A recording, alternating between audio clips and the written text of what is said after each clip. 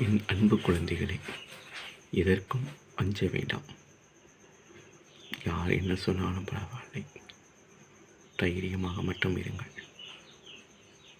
ஒரு கல்லானது உளி சுத்தியல் வைத்து அடித்தால்தான் சிற்பமாக முடியும். அந்த அடியை தாங்கினால்தான் சிற்பம் ஊரை போற்றி நிற்கும். உன்னை வணங்கி வருவார்கள்.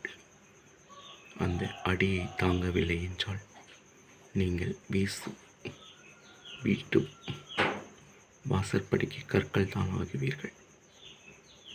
நம்மளை போட்டு மிதித்து விடுவார்கள்.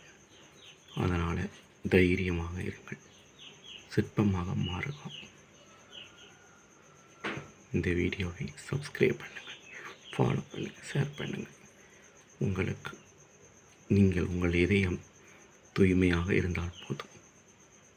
அதான் நம் புனிதர் இதயத்தில் கை வைத்து காமித்துக் கொண்டிருக்கிறார்.